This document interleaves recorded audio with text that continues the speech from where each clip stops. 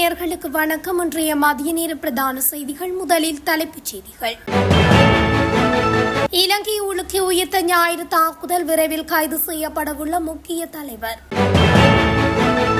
வாகன அபராத கட்டண அதிகரிப்பு குறித்து பகிரப்படும் தகவல்கள் தொடர்பில் போலீசார் விளக்கம்.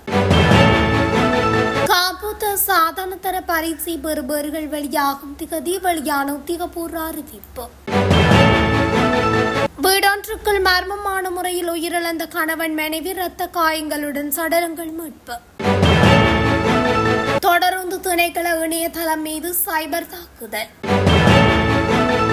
யாழில் கூண்டோடு சிக்கிய ஆபத்தான கும்பல், போலீசாரின் அதிரடியால் வெளியான அதிர்ச்சி பின்னணி. நாட்டில் ஆபத்தான நிலையில் டெங்கு நோய் பரவல், இன்று முதல் விசேட செயற்திட்டம். நாடு முழுவதும் பலத்த காற்று எச்சரிக்கை, மக்கள் அவதானமாக இருக்குமாறு அறிவுரை. மொரகல்ல கடலில் மூழ்கி ஒருவர் உயிரிழப்பு. சிலாபம் மருத்துவமனையில் பாதுகாப்பு ஊழியர்கள் மீது தாக்குதல், 2 கைது.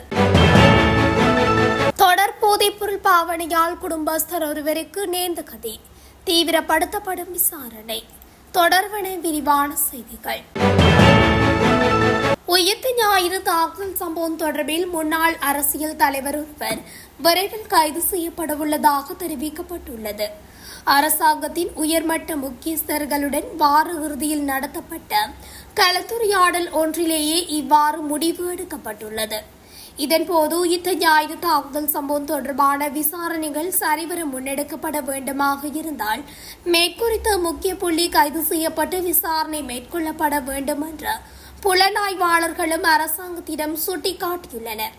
இதன்படி ஆரம்ப கட்டமாக இன்னும் ஒரு சில நாட்களில் குறித்த முன்னாள் அரசியல் தலைவரிடம் வாக்குமூலம் ஒன்றை பெற்றுக்கொள்ள போலீஸ் திணைக்களம் உத்தேசித்துள்ளது.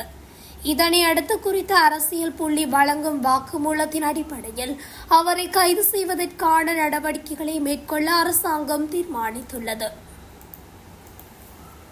மோட்டார் வாகனங்களுக்கான அபராத கட்டணங்கள் அதிகரிக்கப்பட்டுள்ளதாக அண்மை காலமாக சமூக வலைதளங்களில் பரவி வரும் செய்திகள் முற்றிலும் உண்மைக்கு புறம்பானவை என்று போலீசார் அறிவித்துள்ளனர்.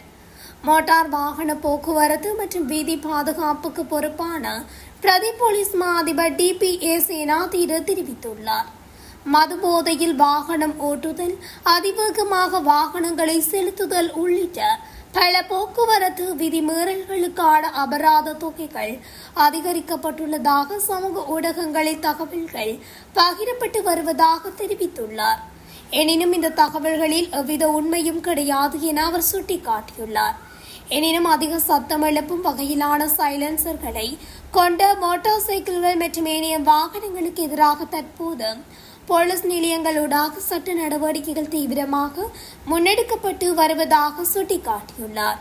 எதிர்வரும் புஷான் உற்சவ கால பகுதியிலும் மோட்டார் வாகன போக்குவரத்து சட்டங்கள் மிகவும் கடுமையான முறையில் நடைமுறைப்படுத்தப்படும் என்று பிரதி போலீஸ் மா அதிபர் சேனாதீர மேலும் தெரிவித்துள்ளார்.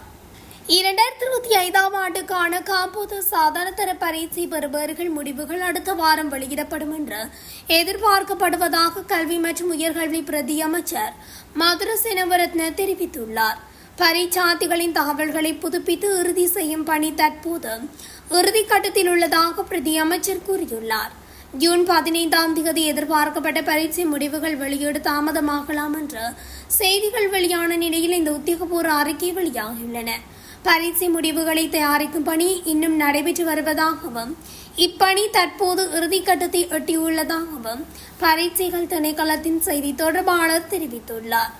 சுமார் 4,50,000 பாடசாலை மற்றும் தனியார் பரீட்சார்த்திகள் பரீட்சைக்கு தோற்றியுள்ளதாகவும் அவர்களின் தரவுகளை கணினிமயமாக்கும் பணி இன்னும் நடைபெற்று வருவதாகவும் தெரிவிக்கப்படுகின்றது. இதற்கமைய அடுத்த வாரங்களில் முடிவுகள் தயாராகிவிடும் என்று திணைக்களம் நம்பிக்கை வெளியிட்டுள்ளது. இதற்கிடையில் உயர்தர பரீட்சை திட்டமிட்டபடி ஆகஸ்ட் 10ஆம் தேதி ஆரம்பிக்கப்படும் என அறிவிக்கப்பட்டுள்ளது. களுத்துறை புலட்சிங்கல பகுதியில் மர்மமான முறையில் உயிரிழந்த கணவன் மனைவி சடலங்களாக மீட்கப்பட்டுள்ளனர். ஏகல்ல ஓயா பகுதியில் அமைந்துள்ள இருமாடி வீடொன்றின் மேல் மாடியில் தங்கியிருந்த நிலையில் சடலங்களாக மீட்கப்பட்டுள்ளதாக புலட்சிங்கல போலீசார் தெரிவித்தனர். உயிரிழந்த தம்பதி அங்கு வாடகை அடிப்படையில் வசித்து வந்துள்ளதாக போலீசார் தெரிவித்துள்ளனர். விஜிதஸ்ரீர் தசநாயக் என்ற 62 வயதுடைய நபரும் அவரின் இரண்டாவது மனைவி என கூறப்படும் புஷ்பா சிரோமணி என்ற 55 வயதுடைய பெண்ணுமே இவ்வாறு சடலங்களாக மீட்கப்பட்டுள்ளனர். உயிரிழந்த பெண்ணின் சடலத்தில் இரத்த கரைகள் காணப்படுவதுடன் சடலம் துணியொன்றினால் மூடப்பட்டிருந்ததாகவும் போலீசார் தெரிவித்துள்ளனர். இந்த வீடு கடந்த சில நாட்களாக பூட்டப்பட்டிருந்த நிலையில் இந்த மரணங்கள் சில நாட்களுக்கு முன்னரே நிகழ்ந்திருக்கலாம் என்று போலீசார் சந்தேகிக்கின்றனர். சம்பவம் தொடர்பான விசாரணைகளை போலீசார் மேற்கொண்டு வருகின்றனர்.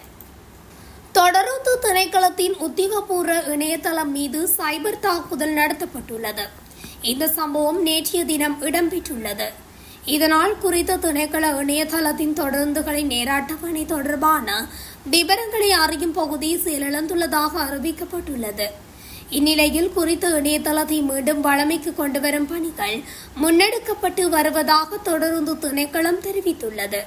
சைபர் தாக்குதல் மோசடிகள் குறித்து தொடர்ந்து எச்சரிக்கைகள் விடுக்கப்பட்டு வருகின்றமை குறிப்பிடத்தக்கது.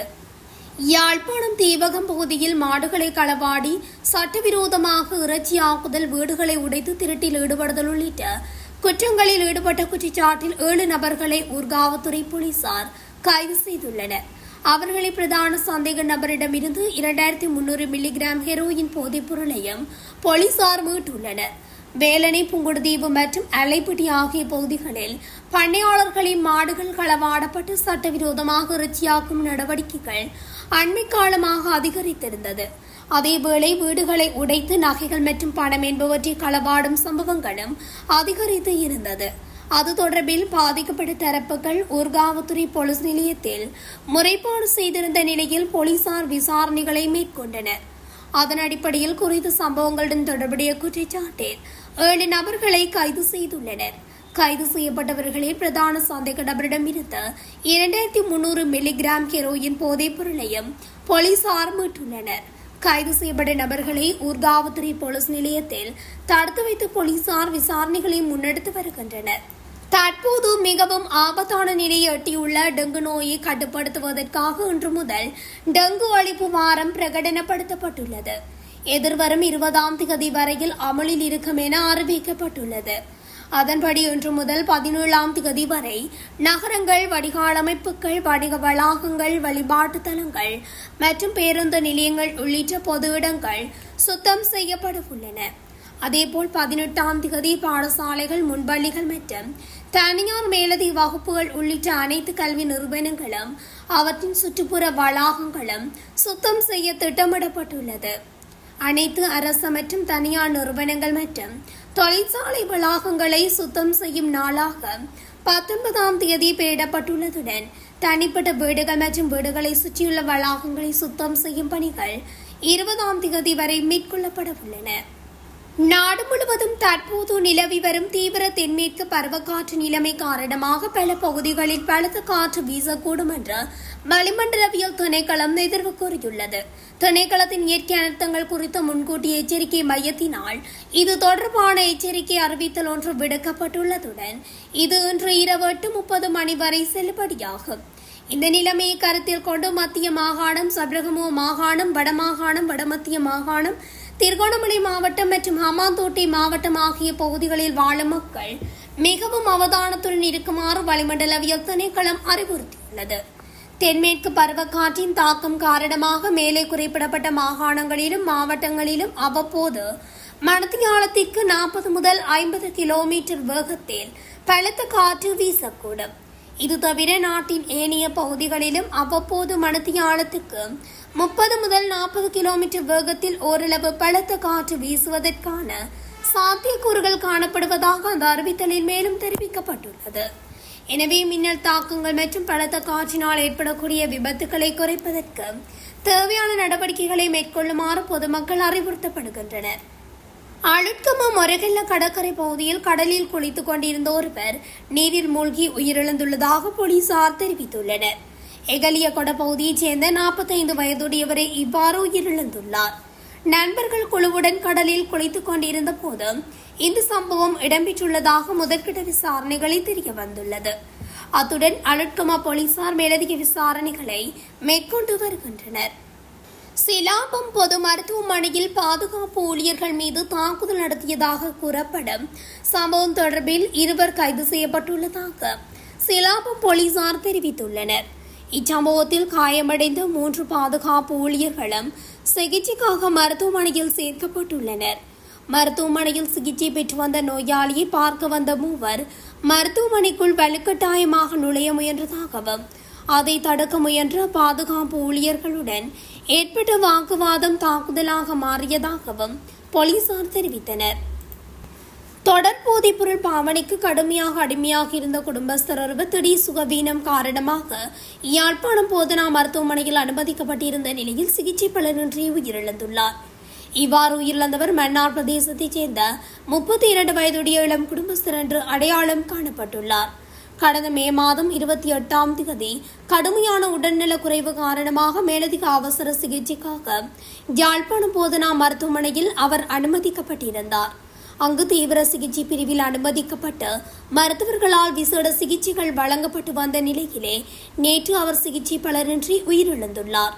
இந்த சம்பவம் தொடர்பான மரண விசாரணைகளை யாழ்ப்பாணம் போதனா மருத்துவமனையின் திடீர் இறப்பு விசாரணை அதிகாரி பிரேம்குமார் மேற்கொண்டு வருகின்றார்.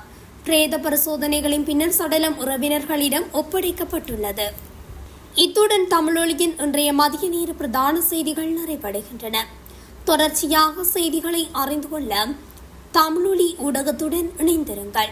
நன்றி, வணக்கம். தமிழொலி ஒரே பார்வையில் இன்றைய செய்திகளை உடனுக்குடன் தெரிந்து கொள்ள தமிழொலி யூடியூப் தளத்தை சப்ஸ்கிரைப் செய்து இந்த வீடியோ பிடிச்சிருந்தா லைக் பண்ணுங்க, கமெண்ட் பண்ணுங்க, ஷேர் பண்ணுங்க. மறக்காம கீழே இருக்கிற பெல் ஐகானை கிளிக் பண்ணுங்க.